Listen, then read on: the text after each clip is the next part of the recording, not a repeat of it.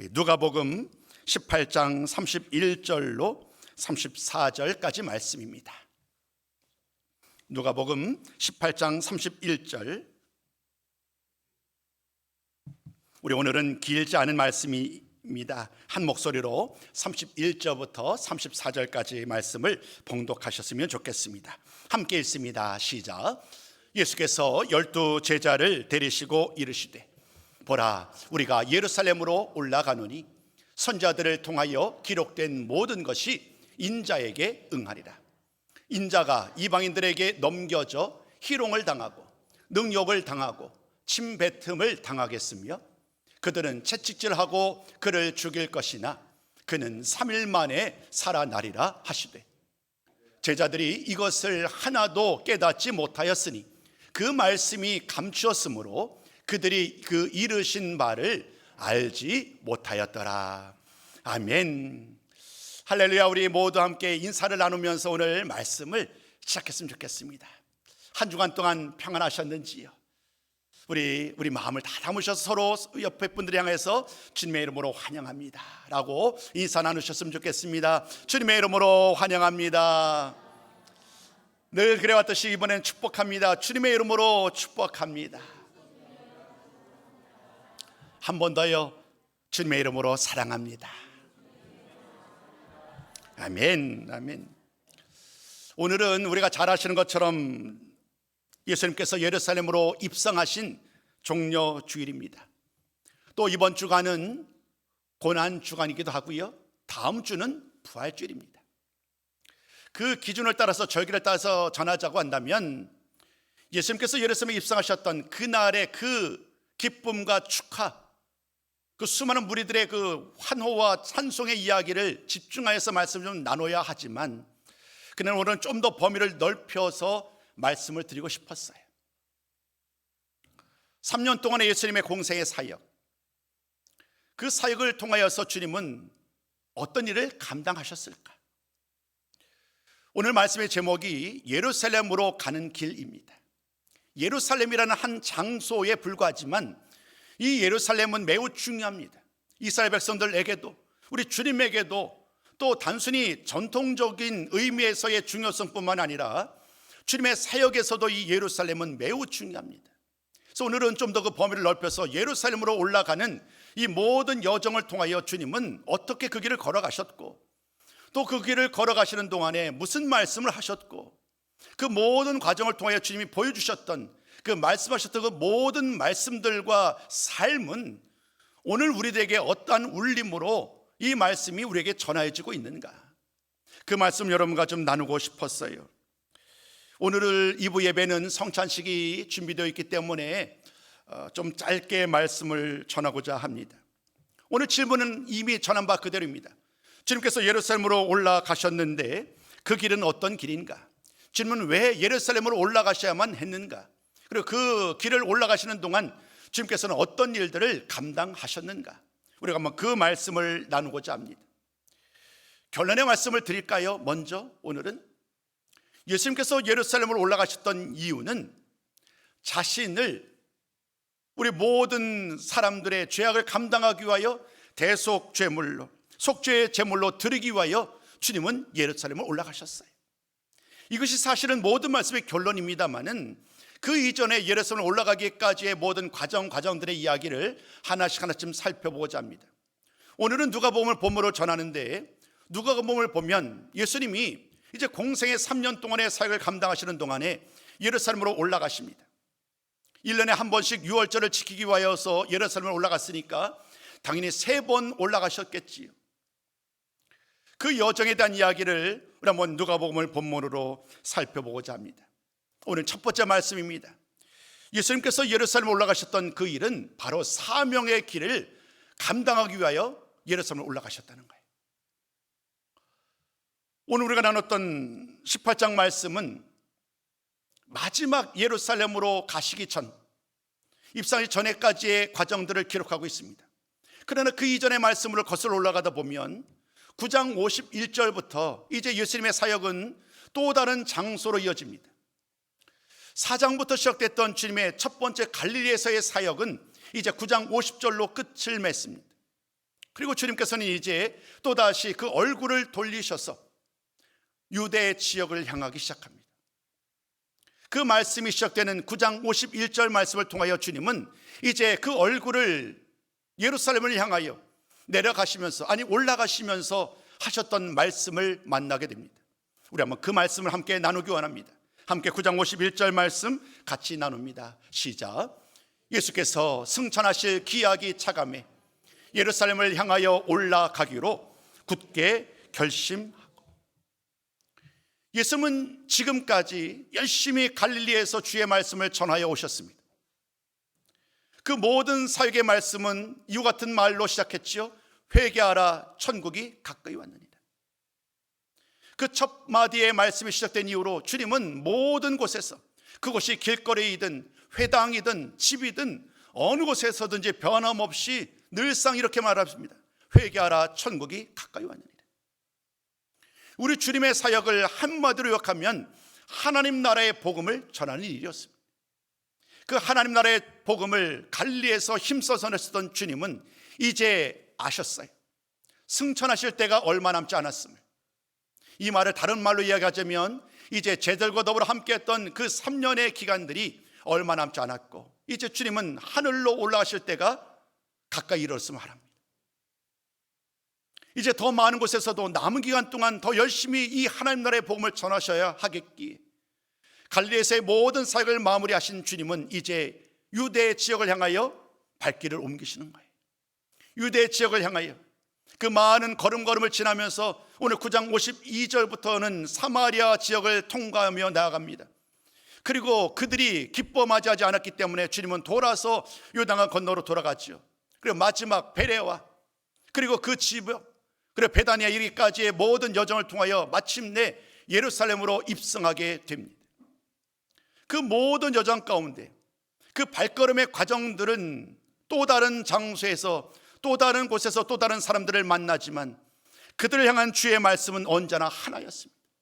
하나님 나라의 복음을 전하는 일이었고 이곳에서도 또 저곳에서도 늘상 주님은 이 말씀 붙들고 앞으로 하나님의 복음을 전하기 위하여 나아갔습니다. 그 주님의 말씀을 우리는 가장 앞선 갈릴리에서의 사역 가운데서도 이미 주님의 말씀을 통하여 그 의미를 깨닫게 되는데요. 우리 한번 4장 43절과 44절 말씀을 같이 나누기 원합니다. 함께 읽습니다. 시작. 예수께서 이르시되 내가 다른 동네들에서도 하나님의 나라 복음을 전하여야 하리니 나는 이 일을 위해 보내심을 받았노라. 아멘. 예수님은 지금 갈릴리에서 이 말씀을 하시는 거예요. 갈릴리 많은 동네를 다니셨던 주님은 그 말씀 그대로 나는 하나님 나라 복음을 전하기 위하여 보냄을 받았으니 이제 갈릴리를 넘어서 유대 지역에서도 또 더 많은 곳에서도 예루살렘에서도 하나님 나라의 복음을 전하여야 하겠다. 사랑하는 성도 여러분, 오늘 첫 번째로 왜 예수님께서 예루살렘으로 올라가셔야 했는가?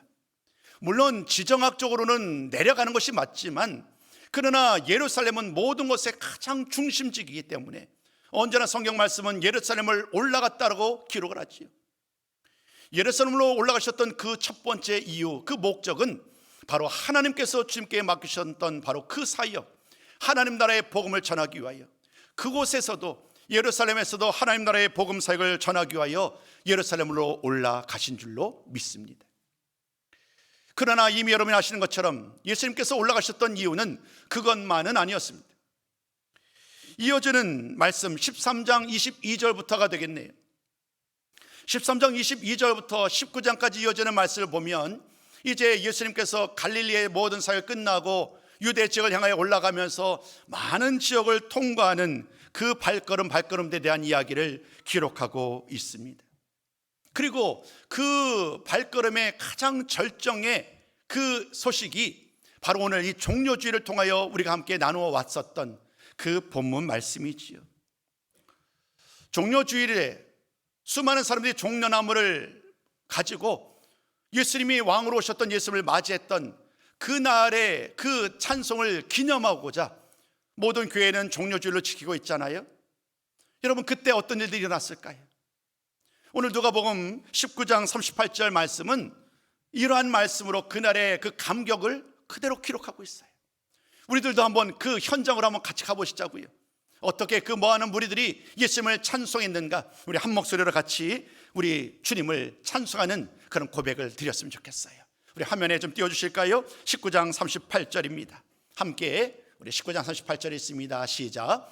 찬송하리로다 주의 이름으로 오시는 왕이여, 하늘에는 평화요 가장 높은 곳에는 영광이로다. 아멘. 여러분, 주님이 가시는 곳마다요 놀라운 일들이 일어나는 거예요. 가는 곳곳마다 주님은 주의 말씀을 전합니다. 가르치시고 전파하시고 고치는 사역, 이 세 가지 사역이 주님의 사역이잖아요. 이 일들을요 어느 곳에든지 늘 감당합니다. 그곳에서요 놀라운 은혜와 기적이 일어납니다. 주님의 능력 앞에 수많은 사람들이 무릎을 꿇습니다. 주님의 그 담대한 지혜와 지식의 능력으로, 또 주님의 하신 기적으로 말미암아 수많은 무리들이 주님 앞에 몰려들기 시작합니다. 오늘 주님이 지금 이곳 예루살렘을 입성하는 그 순간에도 수많은 무리들이 이미 주님에 대한 소식을 들어 알고 있는 거예요. 주님의 능력을. 그래서 그들은 저마다 자신의 이유로, 자신의 생각대로 예수님을 정의합니다. 예수님은 이런 분이다. 수많은 무리들이 정의했던 예수님은요 딱 한 가지, 예수님은 우리의 왕이시다는 거예요. 이것은 반은 맞고 반은 틀립니다. 사실 우리 예수님은 왕으로 오셨지요. 하나님이시잖아요. 예수님은 하나님이시니까 왕이신 나의 하나님, 우리 주님은 왕이신 나의 주님이 분명하지요. 그러나 그 당시에 많은 무리들이 예수님을 왕으로 환호하고 찬송했던 이유는 조금 그 의미가 달랐어요. 예수님을 왕으로 모셨던 이유는 이것입니다. 지금 로마로부터 압제를 받는 이 상황이 너무 힘들다는 거예요. 너무 고통의 연속이라는 거예요. 그래서 우리가 조상 대대로 유월절을 지키며 저 애굽에 포로됐던 그 조상들이 해방된 것을 기념하며 유월절을 지켜왔는데, 이제 이 유월절을 맞이하여 다시 한번 예루살렘에 올라가면서 그 모든 무리들은 우리에게 이 모든 로마의 압제로부터 우리들을 해방시켜 줄 그 왕을 기다려왔고 이분이 바로 그분입니다라고 모든 무리들은 예수님을 맞이한 거예요. 제가 두 번째 제목을 말씀드리지 않았지요. 모든 무리들은, 심지어 쟤들까지 예수님을 향한 기대와 생각은 참으로 귀했지만, 그러나 그 모든 기대와 생각은 그들의 기대요, 그들의 생각이었어요. 주님의 생각이 아니었단 말입니다. 우리 주님은 그런 모든 사람들의 생각을 들었지만 주님은 홀로 묵묵히 다른 길을 걸어갔어요. 두 번째 나눌 말씀이 바로 이것입니다. 예수님은 십자가의 길을 가셨다는 거예요. 예수님은 순종의 길을 가시기 위하여 지금 예루살렘으로 올라가시는 거예요. 많은 무리들이 예수님을 향하여 호산나 호산나 부르며 주님을 찬송하지만, 그러나 주님은 그 상황 가운데 온전히 화답할 수 없었습니다. 왜냐하면 주님이 가셔야 할 길은 그들이 원하는 길과 달랐기 때문이에요. 높임을 받고 섬김을 받고 모든 사람 위에 좌정하는 그런 모습이 아닌, 오히려 가장 낮은 곳으로 섬기려 하기 위하여 이 세상에 오셨고, 이제 주님은 마지막 그 일을 감당하기 위하여 자신이 고난당하시고 죽으시기 위하여 이 예루살렘을 들어가셨잖아요. 그렇기 때문에 주님은 이 귀한 일들을 감당하면서 그 길을 걸어가신 것입니다. 오늘 9장 51절 제가 자세히 말씀드리지 않았습니다만은 굳은 결심을 하셨다고 그러잖아요. 주님은 아셨던 거예요. 예루살렘을 올라가는 그 길은 고난의 길이요 죽음의 길임을 아셨기 때문에 굳게 결심하시고 그 길을 걸어오셨습니다. 사도 요한은 시간이 흘러간 다음에 이 주님의 모든 광경들, 그때는 몰랐지만 시간이 지난 다음에 주님의 죽으심과 부활하심과 승천과 성령의 역사까지 모든 말씀이 다 이루어진 것을 경험한 다음에 이 말씀들을 기록하잖아요. 오늘 누가도 마찬가지고 마태, 마가, 요한 모두 다 그때 그 말씀을 기록한 거거든요. 오늘 이 주님의 말씀을 기억하며 그들은 주님은 이런 분이었구나라는 것을 회고하면서 기록하고 있어요. 그 중에서도 요한복음 1장 29절은 우리에게 많은 도전을 주는 말씀이에요. 우리 한번 이 말씀 같이 한번 나눠볼까요? 요한복음 1장 29절입니다. 우리 함께 했습니다. 시작. 보라, 세상 죄를 지고 가는 하나님의 어린 양이로다. 보라, 세상 죄를 지고 가는 하나님의 어린 양이로다. 지금은 몰라요. 제자들도 모르고 당연히 무리들도 몰라요. 제자들 여러분 아시잖아요. 3년 동안 주님을 따라다녔지만 그들의 주장은 뭐냐 하면 주님이 떠나가신 다음에 장차 하나님 나라가 임하시면 누가 더 높은 자리에 이를까? 내가 주님 오른편에 있겠습니다. 내가 우리 주님의 왼편에 있겠습니다. 이렇게 주장했던 사람들이 제자들이래요. 무리들 역시 다를 바 없었습니다. 이런 과정 속에서 주님은 오늘 요한이 고백했던 것처럼 하나님의 어린 양으로 우리의 모든 죄를 감당하기 위해서 그 길을 걸어가셨습니다. 그리고 주님은 이 말씀을 나중에 하신 것이 아니라 처음부터 그 사역의 출발점부터 이미 이 말씀을 하신 바 있지요. 오늘 우리가 나눴던 오늘 본문의 말씀은 그 주님의 세 번의 말씀 가운데 마지막 세 번째 말씀입니다. 주님의 고난당하시고 죽으시고 또 3일 만에 부활할 것을 말씀하셨던 이 마지막 세 번째 말씀이 바로 오늘 본문입니다. 그 중에서 우리 한번 32절과 33절 말씀을 같이 읽도록 하겠습니다. 함께 읽습니다. 시작.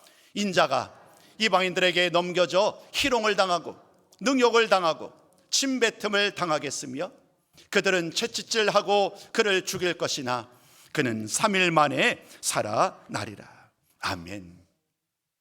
이렇게 주님은 전에도 또 지금도 마지막까지 이 말씀을 계속해서 전하여 갑니다. 그러므로 오늘 두 번째 말씀을 드리는 그 제목 그대로입니다. 주님께서 예루살렘을 올라가셨던 것은 영광받고 높임받기 위한 것이 아니라 오히려 십자가에서 죽으시기 위하여 고난당하시기 위하여 자신의 생명을 내어주심으로 말미암아 그를 믿는 자들을 영원한 생명에 이르도록 하기 위하여 주님은 예루살렘을 향하여 올라가신 줄로 믿습니다.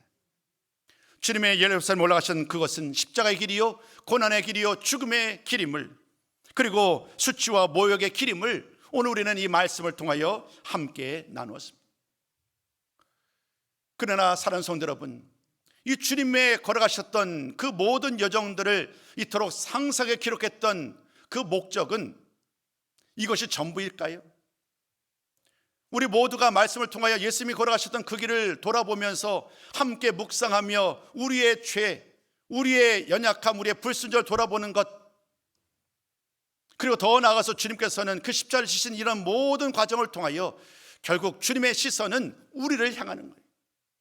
예수를 믿고 따르는 우리들을 향한 주님의 말씀에 귀를 기울여야만 진정으로 주님께서 자신의 생명을 내주셨던 그 의미를 온전히 이해할 수 있는 거예요. 오늘 세 번째 말씀이 바로 그 이야기를 전하고 싶었습니다. 이 세 번째 말씀은 우리 한번 같이 선포해 보셨으면 좋겠습니다. 함께 읽습니다. 시작. 우리도 순종의 길을 가야 합니다. 예수님이 사명의 길을 감당하셨고 예수님이 십자가의 길을 감당하셨다면 우리들 역시 예수를 믿는 믿음의 사람이라고, 예수를 믿음으로 말미암아 구원받은 사람이기 때문에 우리들 마땅히 이 마지막 순종의 길을 가야 한다는 거예요. 근데 놀라운 것은 뭐냐면요, 우리 주님은 이 말씀을 처음부터 말씀하셨다는 거예요. 문제는 제자들이 몰랐다는 거죠. 이 주님 하시는 말씀을 제자는 몰라요. 단 한마디도 이해하지 못해요. 그냥 주님을 따라 나가는 거예요. 근데 왜 주님을 따르는지도 모르고 그냥 아마도 그들이 받을 영광을 기대했는지도 몰라요. 그런데 우리 주님은 그 제자들이 이해하지 못했음에도 불구하고 주님은 이 마지막 기대와 소망, 즉 제자들이 순종의 길을 걸어가기를 원하는 그 마음을 포기하지 않아요. 비록 이해하지 못하지만, 그리고 이제 이번 주 지나는 과정 부활절의 그 말씀 내용을 보는 것처럼 주님께서 마지막 십자가에 달려 돌아가실 때에 제자들 중에 한 사람도 함께하지 않잖아요. 홀로 그 길을 걸어가셨음에도 불구하고 제자들 향한 기대와 소망을 포기하지 않아요. 그 이유는 다른 데 있지 않아요. 지금은 더디고 지금은 어리석고 지금은 주님의 마음을 알지 못하지만 이제 얼마 안 있으면 주님의 고난당하심과 주님의 죽으심을 눈으로 목격할 것 아니겠어요? 그리고 3일 만에 부활하실 것을 그들은 이제 경험하게 될 것 아니겠어요? 또 50일이 지나면 성령이 임함으로 말미암아 그들은 완전히 새 삶으로 거듭나게 될 것 아니겠어요? 오늘 주님은 거기까지 내다보시는 거예요. 지금은 부족하고 어리석지만 그러나 장차 얼마 안 있으면 이제 모든 제자들이 제자에서 사도로 나아가는, 하나님 나라의 복음을 전하는 그 사도로서 나아가는 그러한 변화된 제자들을 기대하기에, 확신하기에 오늘도 주님은 이 말씀을 전한 거예요. 주님이 걸으신 그 길을 이제 제자들도 마땅히 따라야 한다는 것. 오늘 말씀은 이 두 구절을 나누는 것으로 결론을 내리고자 합니다. 화면에 9장 62절 그리고 23절 말씀을 계속 띄워주셨으면 좋겠어요. 같이 한번 읽습니다. 자, 시작. 예수께서 이르시되 손에 쟁기를 잡고 뒤를 돌아보는 자는 하나님의 나라에 합당하지 아니하니라 하시니라. 아무든지 나를 따라오려거든 자기를 부인하고 날마다 제 십자가를 지고 나를 따를 것이니라. 아멘. 주님은요, 여러분, 주님의 길을 홀로 가신 거예요. 우리가 그 일에 무엇 하나 감당한 일이 없어요. 주님은 오늘 홀로 가신 그 길을 상세하게 말씀합니다. 복음을 전하는 길이었고 또 그 길은 예수님 하나님께서 주신 그 명령 따라서 자신의 생명을 내어주시는, 그래서 많은 사람을, 주를 믿는 자를 살리는 그런 생명의 길이요, 영생의 길이요, 구원의 길이었고 주님은 그 길을 가신 거예요. 그러면서 이제 주님은 제자들을 향하여, 그리고 오늘 우리들을 향하여 이렇게 질문하시는 거예요. 오늘 우리들도 주님이 가신 그 길을, 주님이 걸어가셨던 그 삶을 본받아서 우리들도 마땅히 주님을 따라야 되지 않겠느냐. 종료주일에 수많은 무리들은 저마다 자신의 목적과 기대를 따라 주 앞에 나와서 환호하며 찬송하였습니다. 그것은 참으로 의미 있는 것이고 참으로 귀한 일입니다. 그러나 완전한 의미에서 그들의 찬송과 영광은 중요한 것을 빼놓았었지요. 오늘 우리의 삶 속에 여러분, 주님께서 원하시는 분명한 삶의 목적이 있는데 오늘 그때의 그 무리들처럼 혹여나 놓치고 있는 것은 없는지, 이 종료주일과 고난주간 그리고 부활주일을 지내는 이 동안 주님께서 말씀하셨던 이 말씀처럼 손에 쟁기를 잡고 뒤를 돌아보는 어리석은 자가 되지 않았으면 좋겠습니다. 이제 예수를 믿고 주님만 따르기로 결심하였고 굳게 결심하며 그 걸음걸음을 내딛는 사랑하는 성도 여러분, 어떤 상황 속에서도 변치 않게 우리 주님만 따라 나서는 신실한 믿음의 삶을 살아가는 우리 모든 성도가 되기를 소망합니다. 다시 한번 주님의 이름으로 권면드립니다. 이 신실한 믿음, 이 변찮은 믿음 가지고 주님이 앞서가셨던 그 순종의 길을 따라 우리들도 날마다 주님만 따르며 살겠습니다. 나의 십자가를 지고 주님만 따르며 살겠습니다. 이렇게 다짐하며 결단하며 순종하는 삶을 살아가는 우리 모든 성도 되시기를 다시 한번 주님의 이름으로 축복합니다.